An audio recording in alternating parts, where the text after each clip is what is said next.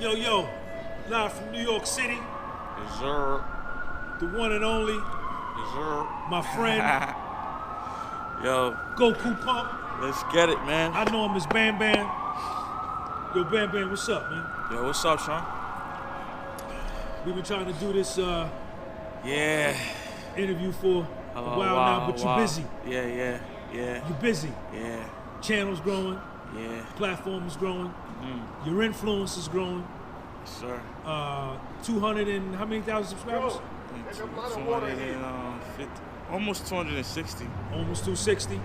Started from zero. Yeah. Started from zero, man. Okay. Bam, I wanna. This is gonna be exclusive.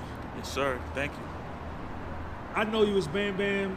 Your worldwide name is Bam Bam Goku Pump. Yes, sir. What's your real name? My real name is Babatunde. Babatunde. Yes, sir. That's your first name? Yeah, that's my first name. What about your first and last name? My last name is Alade Toyimbo. Babatunde Alara Toyembo. Yeah, Alade Toyimbo. Okay, okay, cool. What background is that? So I'm from Nigeria. I lived in Lagos and also in Ondo State for almost like half my life. You were born there, baby? So I was born here, basically for like papers. You know how it'd be back in those days, like almost 30 years ago.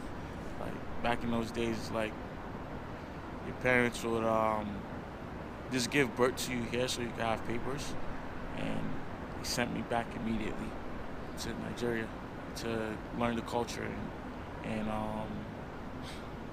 you know, How old are you, baby? build that discipline. So right now I'm 29 years old. 29. Yeah, All right. And so you were born in 1992. 92 in New York, or I was born in New York, Brooklyn, and I was sent back to Nigeria like right after I was born. how long you stayed in Nigeria? I stayed in Nigeria till I was 9, then came back to America like around 10, and then got sent back when I was 15, then came back around like 19, 20. You speak the language, Nigerian language? I understand it like fully, but like speaking it, like a little off. Okay. But I can say a couple things. What language is that? Yoruba. Yoruba? Yeah, Yoruba. Okay, so that's the great Yoruba history and culture, the Yoruba tribe. Yeah, the Yoruba tribe. Yeah, that was definitely it. They want, and it's a lot of they like for their children to know about the culture, the tribe. So Y'all hear that band? It's a band in the background. We're Word. gonna keep going though. yes, sir. So you came back at 10. Yeah, You came back. You went to school in Nigeria? Yeah, I went to school in Nigeria, and then I came back at like 9, almost 10 years old, and then So what was it like what was it like growing up in Nigeria, going to school? Yo, man. Honestly, so like when I was from like the age of 1 to 9, you know, I was living with my dad, so that was like the good side, you know, of I was living with my dad. He lived in Abuja. That's like the good side of Nigeria. You feel me? Like it looks like New York, honestly. So my dad is kind of like has money. He's a rich dude, so you know I was kind of living good. So when I went back to New York from the age of 9 to 15, you know, my mom caught me smoking weed, like in the room. In New Yeah, York? while she was at work. Yeah, so she came from work early. She caught me smoking weed. That was the first time too. My first time smoking weed, and she sent me back to Nigeria because of that. And she didn't send me back to my father's side. She sent me to her mother's side, my grandmother. And my grandmother was living in the village, so that side was like, it was definitely tough, but it was a great it was a great experience though. So there was no toilets. It was like you would basically like shit in a plastic bag and throw it over the river.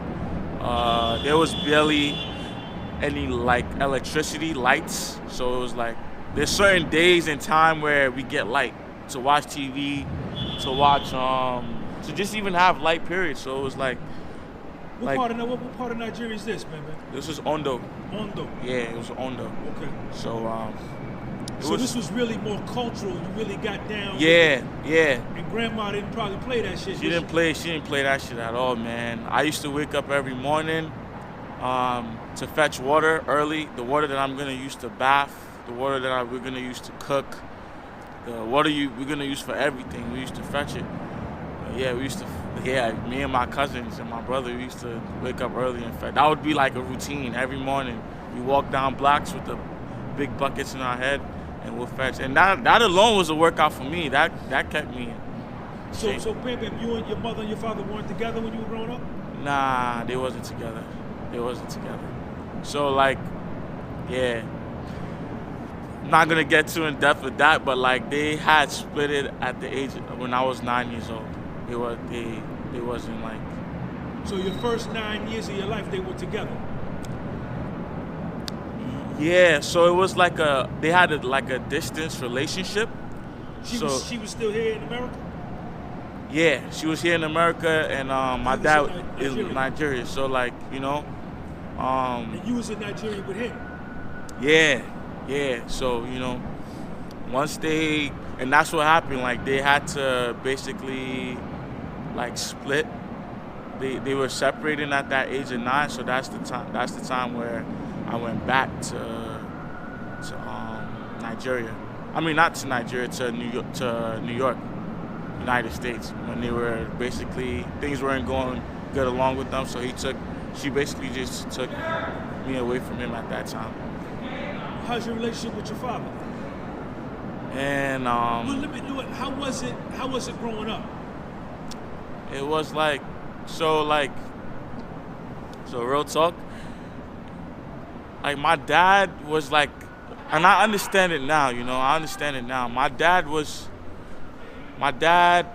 a judge, basically. He was a judge, one of the top judge in the country, actually. He worked with the government and everything, so they sponsor him, his house and all of that.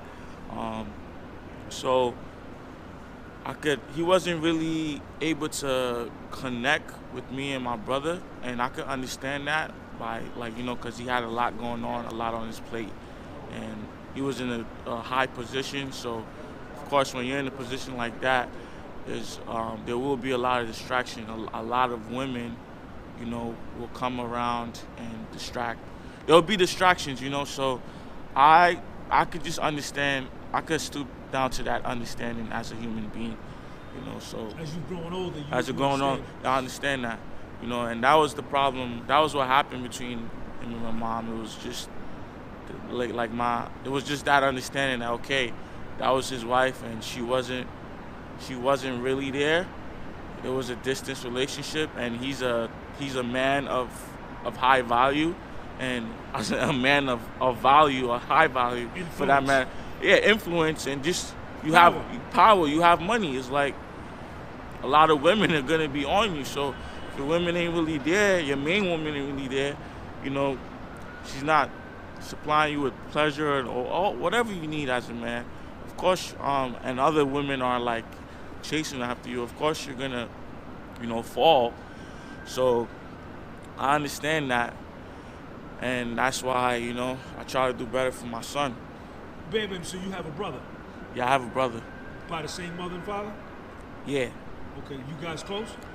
Yeah, we're close. We're very close, actually. For the past 2 years, we haven't really been communicating because we kind of we split it because, you know, as you grow up, you know, you split. He got a girl. He's living. Yeah. You get a life. Yeah, but I love my brother though. We're definitely close. Definitely very close. Bam Bam, how's your relationship with your moms? Oh, I love my mom, man. I love my mom, and it's the same thing too. Shout out to Bam Bam's mother and his father. I love my grandmother. I love my grandmother. I love everybody, man. So my mom, I love her too, and you know, like, it's also kind of the same thing. It was like my mom was just working so much because, you know, her and my father wasn't talking, so she wasn't able to really communicate with my father. So she was trying to do everything. She was trying to be the man and also like try to be the dad and the mother by like providing. So she would work all hours, and we didn't really like get that chance to connect with each other that much because she was always working, and I would be in school, and I come back from school, she's at work, and but I see the love in that. I see the love in that because it's like, yo, you're grinding so hard so your kid could be good. So that's just me being honest with it. I love my mom, and that's what it is. I know what she did for me. All right, so you come back to New York when you're 15? Yeah. And you go to New York public schools? Yeah, I went to Sheepshead Bay, and yeah, it's bad. Talk about the discrimination that you may or may not have faced from black kids, white kids, or any other kids being from Africa and coming to America. And the psychological damage that's done to self-esteem. I mean, really get into it, because I know, even from black Americans, they kind of a little rough on African kids. Kids are rough, man. That's a good question, man. So when I first came back from, when I first came to America at the age of 10, I started my elementary school. The first day of school, right?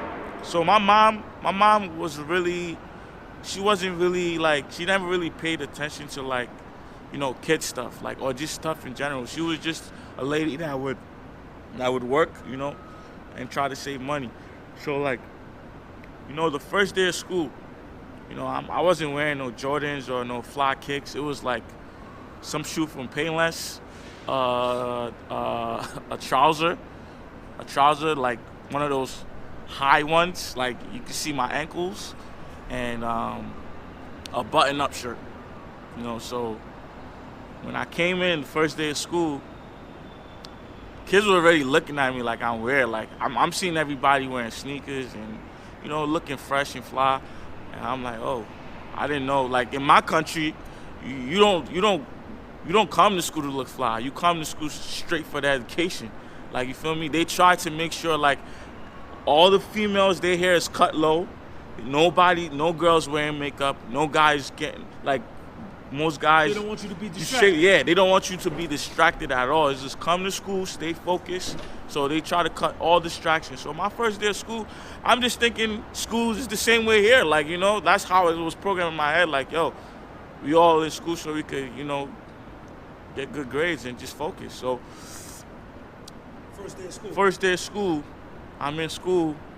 Everybody looking at me weird. I'm like, shit, all right, it's cool, whatever. And the teacher says my name. The first day, she's just like, hey, say your name. Everybody's, oh. So that's my African name. Babatunde Alade Toyimbo. Everybody like, what? I'm like, that's me. Everybody started laughing. So she was like, introduce yourself. I'm like, my name's Babatunde. I'm from Nigeria, blah, blah. Everybody started even laughing more. Like, yo, student action is crazy strong. Like, so, that was the first day, and as that continues, How'd that make you feel, baby? Yo, as a 10-year-old? Yeah, it felt weird the first day. Weeks after weeks, it kept getting worse. Kids were picking on me, I was always called the African booty scratcher. Yeah, like ugly. Black, not even just black, because it was black kids. It wasn't like it was white kids making fun of me. It was black kids making fun of me, and I didn't even get it. Just like, we all looked the same. Feel me? Like, so like it wasn't even like I was around white kids. It was like what? It was like probably two white kids in our class, and they wasn't the one making fun of me. The Indian kids, it was mostly black kids that would make fun of me. Well, what kind of student were you, man? You a good student, or you? So I was a good student, and honestly, I tried to stay a good student, but it was like I couldn't focus, And I tried to explain that to my mom, but my mom was so caught up. Why? How come you couldn't focus? Couldn't focus because I was getting made fun of all the time. Self-esteem issues. Yeah. I'm like, yo, issue. yeah. I'm confidence like, issue. yeah, confidence. Talk about it. Yeah. I'm like, yo, ma, I need a pair of Uptowns instead of these Payless Shacks, or those Payless shoes, you know. Mom would be like, yo, man, stop focusing on that. Focus on what you need to focus on, which is school. You know where you're from. You know how we do it out there. I'm like, yo, ma, it's different out here, though. You know? In Nigeria, everybody know, we all on that program. Like, yo, we come here to focus, to get good grades, you know? Being the coolest kid in class the coolest kid in class in Nigeria is the smartest kid in class. The kids that got all A's. That everybody's trying to be like that person. But out here, the coolest kid is the kid that, you know, that's gets suspended. Gets suspended, a little bad. You know, like talk back to the teacher. He's fresh as hell. You know, his parents spent mad money on his clothes, making sure he was fresh going to school. That's the kid that's getting the most girls. In Nigeria, it's like the kid that's getting all A's is the one that the girls are attracted to, and everybody want to be like, you know. So my mom didn't really get that because she was fully raised in Nigeria, so she couldn't really process that. I'm like, yo, ma, I need to look fly at least, or just decent at least, so these kids can stop making fun of my shoes every time I go, in my trousers, my jeans. And I couldn't, man. What did that do? What did that do to your self-perception and your self-esteem? Yo, I kind of hated myself, man. I didn't even like my name. I hated my name for a certain amount of years. I was like, damn, why did she give me the name Babatunde? Why couldn't she just give me a regular English name? When actually, man, Babatunde, that has a meaning going back. Yeah. Culturally, it means thousands of years, man. It's a dope. Yo, I love my name now, man, because knowing it means I'm the reincarnation. So Babatunde means the father's back. Tell him, man. So it means I'm the reincarnation of my grandfather. That's what it means. So my grandfather died, and my grandfather was he was a G, man. From what I heard, he had like 10 to 12 wives in the house. They all had kids. So he was living like a king, you know what I'm saying? So like, for me to be a reincarnation of that, you know, I gotta respect it. Like, you know, that's some shit. That's something like I should not be ashamed of, or, you know. I'm not saying he probably made mistakes as a man too, but there's just the reason that name was given to me. So, you know, like, I appreciate it for what it is, and I don't regret it. But at that time in my life, you know, I did regret having that name, and it was just because of all the circumstances, man. And not having an understanding. Yeah. Kids, all we really wanted at that age was just to be a part of and be accepted, man. Yeah. And when you're not, it hurts, man. It hurts. It really hurts, man. And honestly, you know, I didn't like my mom at that time either, because I'm like, yo, ma, it's your fault. Yeah, it's your fault. Like, but my mom, I actually appreciate her for that too. Like, for her to just still even try. You know what I'm saying? Like, nowadays, like, we do spoil our kids, man, by buying them Jordans and all. Like, I don't mind it, but it's like, all these things are distractions. Like, my mom was right. Even though, like, it was tough, she was right. The focus was to go to school and get A's. That's the focus. Not to be the flyest kid or be the baddest kid in school. Like, you know, like, I feel like there's already a system for black kids out here, and that put us in a position where we get distracted, you know. Man, so you go to high school. Where you go to high school at? Went to high school in Sheepshead Bay. So. Athlete? Did you play sports, or did things get better, or? Things didn't really get better, so it was like just.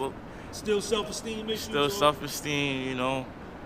But it was getting a little better where I was like, you know, I was able to. So I was working while I was in school. I was able to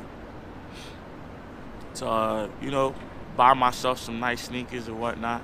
But I was working while I was in school, you know, like working off the books though, walking off the books just to get some some nice pair of sneakers and whatnot, So. What kind of student were you in high school? So I was facing the stage of transcending to a loser to a cool kid, to a fresh kid, wearing cool clothes and stuff like that. Because I got myself a job while I was in high school. And that's the reason I got myself a job was because I'm tired of people making fun of how I dress. So I'm like, you know what? Man, I gotta start looking fresh, man. So. You play any sports? Nah, I didn't even have the time to play sports. I was working and going to school, so I was just trying to look fresh. So I was like, I'm gonna get a job so I could afford to buy me some clothes and Jordans and whatnot while I'm in high school. You involved in drugs, anything at this point? Crime, street crime, anything? Fighting? Not really. I was around it, but I wasn't really involved in it like that. It was getting there, because sometimes I was on my way. I was cutting school. I wasn't going to school just to even work more. Just to work more, make more money, and like I said, the first day I got caught smoking weed. Literally, I was just smoking weed in my room. My mom caught me smoking weed with a group of friends. I thought she was at work, because she usually work. So she would work. The time I would come back from school, that's the time she would she would be working. So when she's working, it's like, damn, I'll bring my friends over and we just chill. But the first time we all right, let's try to smoke some weed. We did, and that was the first time I got caught too. So it's like she saw that. It was like, nah, y'all gotta go back to Nigeria. So that's when she sent us back. And then when did you come back to America? At the age of 19, 20. So you finished high school over in Nigeria? I finished it here. So I had one more year in Nigeria, so I just finished it here. Okay. Yeah. After high school, what was the plan? So my plan was to. What year is this? This was I know I was 19. I was 20 probably. 2010, 2011? Yeah. Wait, let me see. Yeah, I'll say 2010. Probably 2011. Okay. Yeah. So my plan was to become a physical therapist. First of all, matter of fact, my plan was to become a mechanical engineer. So when I was when I was in the high school out here, I was working out though. I started my workout journey for real. Were you an athlete? Nah, I was just working out. I was just working out. I don't know what it is. I just felt like I need to work out, because so in Nigeria, I would fetch water every morning. That would be a good exercise. We walk blocks about 3 to 4 times, or probably 5 times, back and forth with a heavy bucket in my head. And that's the water we're using to drink, eat, cook everything. That's the water we're using for everything. Shit, to clean our ass after taking shit. That's the water for everything, bro. So that would take about 20 to 30 minutes, and that would be a good workout for me, honestly. Good, nice workout. So coming out here, I still wanted to stay active. I would do a little push-ups too in Nigeria here and there.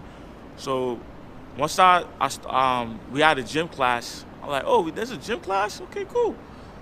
We didn't really have a gym class in Nigeria. So I'm like, okay, cool. So I was consistently going to the gym, and it was something I was slowly having a passion for, So after I graduated high school, I was like, shit, mechanical engineering, I want to do that.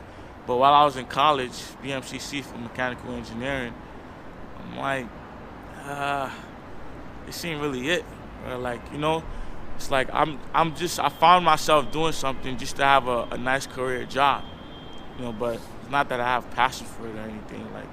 I'm just this is just gonna be a career job. So I still was continuing my fitness journey, and I realized I have extreme passion for fitness, calisthenics. So I started my YouTube channel while I was doing that. What year? Probably like 2012, 2013. You started your YouTube channel that early? Yeah. Nah, actually I didn't. Let me say 2014. I'll say 2014. Yeah, I started my YouTube channel. Just doing regular like push-up videos? Yeah, so like I watched the Bar Brothers like about 2 years, probably like 2016. I watched Bar Brothers, and everything is beast mode. Juice from beast mode. I was like, damn. So I was like, before that I would lift a little bit of weights and do push-ups, but basics, pull-ups, just basics. Like I wasn't really like, I didn't really have the knowledge, but I know like I just love working out and looking good, and just being able to be a little stronger to protect myself. So I watched that video, and I was like truly inspired. I was like, damn, this is like taking workout to the extreme. Like it don't to me, I was looking at it like, damn, it don't really go beyond this. Like you just taking this shit to the extreme level. They was punching each other in the stomach, and the things that we're doing now. So it was like, damn. I was like, shit, this is good. So that kind of hit me, and now I'm just looking them up. I'm like, damn. And I kind of saw a video of them saying, like, I saw a post they made about, they dropped out of college to do this and to inspire people. I'm like, this is cool. So, I'm like, I would like to do that too. But I'm not gonna drop out of college. I'm gonna do the same. I'm gonna start my YouTube channel and, show people. Now, Bam Bam, when I met you, I found of you, heard of you around 2018. By that time, your channel was pretty much established. You had 50, 60,000 subscribers. Yeah. 40,000, somewhere in there you were established. And then me and you met to do a collab, and you was like, Sean, you was on the bus. You was like, Sean. Yeah. I don't know if I'm gonna keep doing. I don't know about this YouTube. I'm going to school. It's in the way. Either the school is in the way or the YouTube is in the way. And you almost quit YouTube. Yeah. So as recently as 2018, 2019. Yeah. So I gotta give you the story on that. So I had a son. My son was probably like 2 years old at the time. I was working full time, and I was also doing YouTube and a full-time student. So being a student, right, doing all of that, getting all that, because I was getting paid from YouTube too. It wasn't a lot, but I was getting paid. Sometimes I'll get paid a lot, sometimes I won't, but I was getting paid. So, and I was working full-time, and I had a kid. So I wasn't getting financial aid because I was working full-time, and I also had some type of income from YouTube, and they was able to see that. So I wasn't getting financial aid. So that semester that I was telling you about that, my tuition fee, right? My tuition fee was probably like, I don't know, I think it was like, I don't even want to say the amount. Probably like, it cost me like $4,000 or whatever. I think it was around that amount, 4,000 or 6,000 something, around that. But that was when YouTube had paid me the most. You get what I'm saying? I think YouTube gave me like 4,000 or 3,000 that month. And I ended up paying the whole money that I made from YouTube for my tuition. The job, the money I made from the job, it was like, I paid a little bit for it. And it just hit me like, yo, I'm like, yo, I gotta revise my shit. What the fuck am I doing? I'm like, what is my purpose? Like, what am I doing? Like, I'm paying school what I made off my personal business revenue. It doesn't make any sense to me. It's like it didn't make any sense to me. I was just like, nah, this shit don't make sense. Like, and I'm like, what if I wasn't doing YouTube? What if I was just working? And I'm like, shit, how would I have paid? I'm like, damn, how would I have paid for tuition? Yeah, so I'm like, I said, one of these gotta go. One of them gotta go. You feel me? So I was still thinking, I'm still grinding though. I'm like, fuck it. Whatever, I'm still gonna keep grinding. You know, I met you, I explained to you what was going on. Honestly, what really happened was when 2020 hit. When 2020 hit, and I feel like it was a lot for a lot of people. It was a blessing, and it probably was also a curse for a lot of people. You know, because that was the year where it was like, my job just told me, like, yo, we gotta let you go. Like, they laid me off. It wasn't like I quit. It was like, yo, we gotta let you go, man. And, you know, schools was basically also, like, kind of on shutdown, too, even though they was doing the online classes. But around that time, too, that was when I took a semester off just to really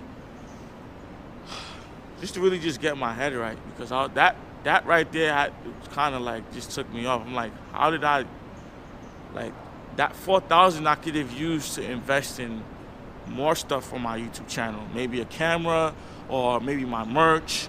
I'm like, something to make more money. So I'm just like, what am I doing? You know, like, I'm not giving proper time for everything. So I need to just recollect what I'm doing. So, you know, I decided to take a semester off, but when I decided to take a semester off, that's when 2020 hit. It was like, oh, shit. So I got laid off my job. I'm like, shit, I can't go back to school right now. There's too much going on. So I'm like, YouTube was all I got to pay my rent, to pay my phone bill, food, my kid, all of that. YouTube was all I got to take care of. And and guys, real talk, the whole time I was helping my mom pay rent too, you know. And my mom had moved to another state. She had moved to DC a year before that, so I was helping her pay rent at the same time. So it was either that or nothing. So I'm like, yo, this is all I got now. So it put me in a position where, like, yo, this is what you're just gonna have to do. Like I had no choice. You know what I'm saying? Like, and I survived, and this is where I am now. You know. So what that taught me too was, like, I was just scared. You know what I'm saying? I was just scared of a system. Like, you know, there's a system program in our heads, especially in my head for sure. There was a system program. Like, you can't leave school. You gotta go to school. You gotta graduate so you can have a job and you can get a 401k and, you know, blah, blah, blah. You know, all of that.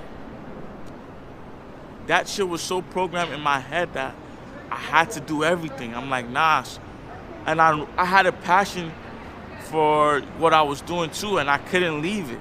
So because I had the system program in my head, I had to do everything at once. Not knowing I could just do what I'm passionate about. I could just stick to whatever I want to do. You know, I don't have to go to school. I don't have to have a job. You know, like they say, a job is called JOB, just over broke. You know, like I don't need that. Like, I could survive off of doing what I love, and I won't be stressed out. Because when I was in my job, I love my coworkers and my boss, good people for sure. But, like, man, I wasn't really happy. You feel me? Like, I wasn't really happy, man. Baby, now your channel, you hook up with Raleigh. Yeah.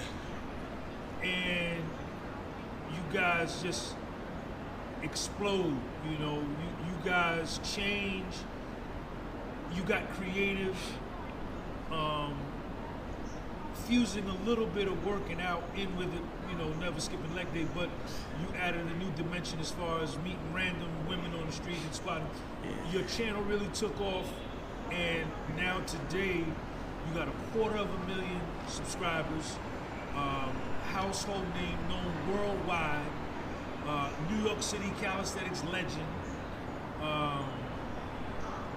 You know, how does that feel, and what changed when you hooked up with Brawley, and talk about the creativity of YouTube, the difficulty of YouTube? People think YouTube is easy. Oh, yeah. So, like, that's why I love my brother Brawley, man, for sure. Shout out to Brawley Games. Shout out to Brawley Games, man. So, I'm not gonna front. Around that time when I hit like 99,000 subscribers, you were stuck there for a minute. I was stuck there, man.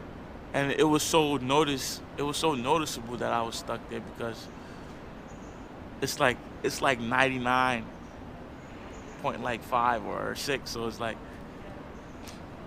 that's a number that's so close to 100,000. You know what I'm saying? If I was stuck at like, you know, 70 or 80, then it's kind of like, you know, it's like, for me, I don't know, personally, I'm just like, yo. Like, you could tell that this guy stuck there. It's like, damn, he's only like 500 subscribers away from 100. What's going on? How long you stuck there?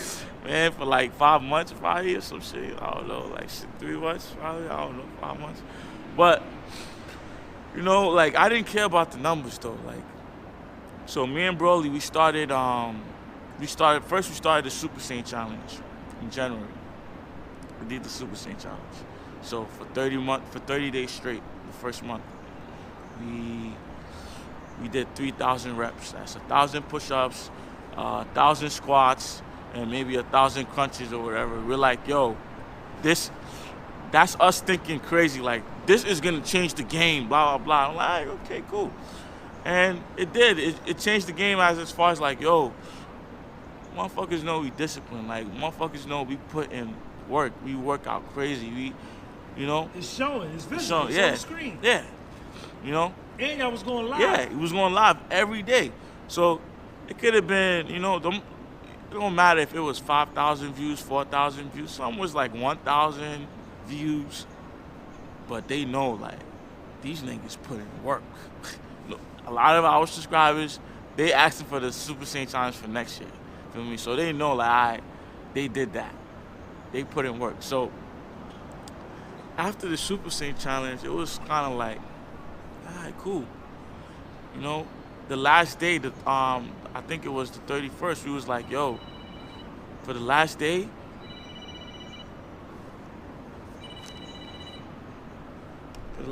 right? We're gonna do 10,000 reps. 10,000 push-ups, yeah. For the whole day, the whole day, that's gonna change the game, blah. And man, at that same time, we were still that's around the time we went to Miami.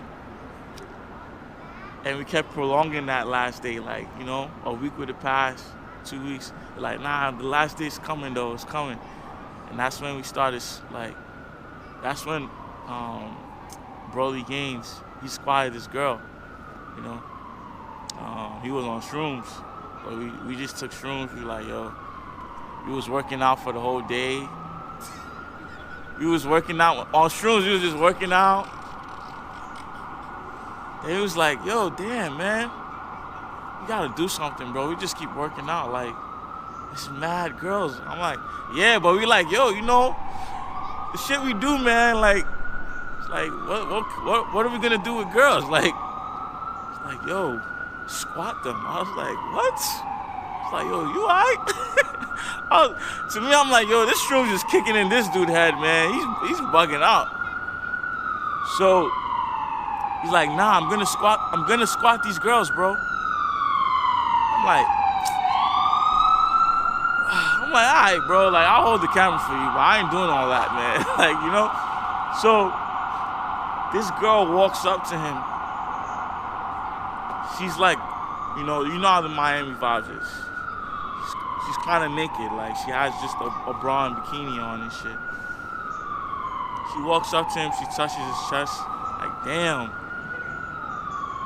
He's like, oh, word? She picks her up. I don't know. She's shocked. Like, oh, shit. And you filming? I'm filming it. And he squats her. And then she's like, damn, you strong.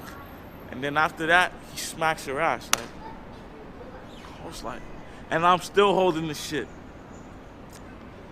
And I'm like, boom, after I hit that, I'm like, yo, bro, I was still recording while you smacked the ass. I don't know if you want to cut that part or like, I don't know, like, I was even telling him, I don't think you should post it, man, because like, that shit just looks so sexual, like, you know, like, it's like. YouTube may not agree with it. Yeah, it's not even YouTube may not agree. I'm thinking our subscribers is like, okay, you know how subscribers be like. Yeah. So I'm like, he's like, nah, man. He posted, right? And he was so like tripped out that he titled it Proof. Like, that was the first title of it. I'm like, what the hell? And he posted at midnight too. And the joint had like 10,000 views in the first hour. I'm like, yo, what the fuck? But I'm like, yo, bro, I think you should change the title. And then he changed it. He was like, I don't lift weights. I left women. I'm like, bruh. He was supposed to put lift, but he put left. So he's still kind of fucked up in the spelling because he was still a little trippy and shit. But the shit was getting like 10,000 views an hour. And the shit hit like, I think the shit hit 1 million within that day or two or something. I was just like, whoa. You guys knew you was on to something? Yeah. I still thought it was a little crazy. But I'm like, damn, this is crazy, yeah. But that was what sparked. On his channel or your channel? On his channel. So that's what sparked the whole thing. So that's why I gotta give it to him. He changed the whole game with that. So I was just like, all right. I still kind of felt a little like, I'm like, I don't think this is a good idea, but all right. Him, he's like, you know, he's wide open. He's wide. He's like, yo, that shit hit 1 million. I'm finna do this every day. So I'm just recording. He's squatting big girls, all types of girls. And them shits was doing the same type of numbers. I was like, what the? Them shits would hit like 500,000, if not 1 million, 200,000 within the day. I'm like, oh nah, okay, I'm finna do this too now. Shit. So I was doing it with him. It was doing the same numbers for me. I was like, oh shit.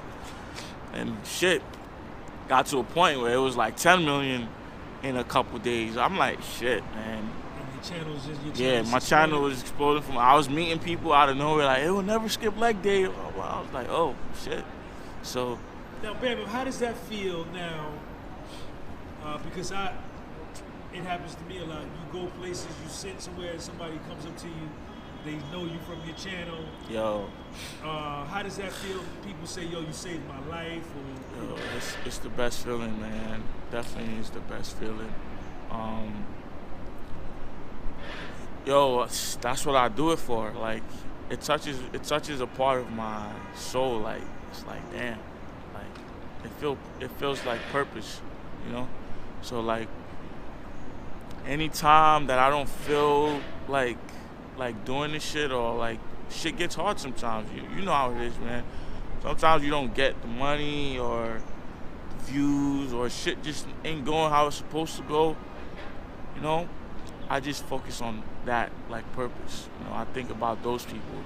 Because I've had people tell me stories, man. I've had people tell me like, yo, because they watched my video, they was able to start their career, you know, because they started working out, and it just took them out of that lazy mentality, you know. So it's like, there's a lot of things workout can do for a person, you know. Shit, it does a lot for me, you know. And I feel like anybody that work out has some type of discipline, you know. So, and if you apply that discipline to any other aspect of your life, it's just over. Like I said, treat life like a workout. You'll be good. You'll survive. So Bam Bam, sometimes being a YouTuber gets monotonous and you kind of get maybe sick of it. Not really super sick of it, but you know, kind of like annoyed with it sometimes. Yeah, man. Like, but you know, I feel like it could be a matrix sometimes, and I try not to get caught up in that matrix. You know? Yeah. Like, oh, the numbers ain't doing good. We ain't getting views. But it's like, so what? Keep going. Keep what is your purpose though? It's not even to keep posting. What is your purpose? Why are you doing the YouTube thing? You always got to go back to that. Why? Oh, because it's changing this person's life and this person's life, and it's helping this person become a better person. They stop doing drugs. They working out now. They eating healthy. They stop smoking cigarettes. Okay. That is way more important than views, than money. What could be more? What could be better than that? You know, like if I die, I would know like shit. I done help somebody around the world. Yeah, change their life. Even if it's just one person, I know like, oh shit, I did something. You know. What's on the horizon? What's on the future for Bam Bam Goku Pump? Yo, the same thing, man. Just getting better at it. Honestly, you know, people be like, new year, new me. Nah, it's the same thing. Just trying to get more creative on how to inspire people to become better, and that's just it. Like, you know, and maybe we're gonna have more people on this shit. Maybe my son's gonna be. Maybe my son's gonna have a channel and do this thing, and my other family, you know, maybe I'll find a woman that's with my purpose, and like we all gonna do it as a family. That's probably the only changes y'all gonna see, but it's still gonna be the same purpose. So ain't nothing like, it's just the purpose, man. If the purpose is to build a building, to create a building or make a building or like create an ice cream, then that's the purpose. Like, yo, making ice cream, keep making ice creams. Like, there's no, the only thing that's gonna happen is we made more ice creams, you know what I'm saying? So that's just gonna keep rising, you know what I'm saying? There's no limit. So when people ask for the future, there's no limit. The sky's the limit. So it's like, it's gonna be the same thing, but we just gonna keep fighting, we're gonna keep building it. You know, there might be limits sometimes, there might be setbacks, but we keep pushing. Oh man, hey, man, thank you for sitting down with me, man. Let me get this interview. Listen, all Bam Bam's links and everything is going to be underneath this video. Y'all make sure y'all follow him, support him, and Bam Bam, appreciate you, man. We'll talk to you later on, okay? Thank you, man. Salute. Peace. Peace.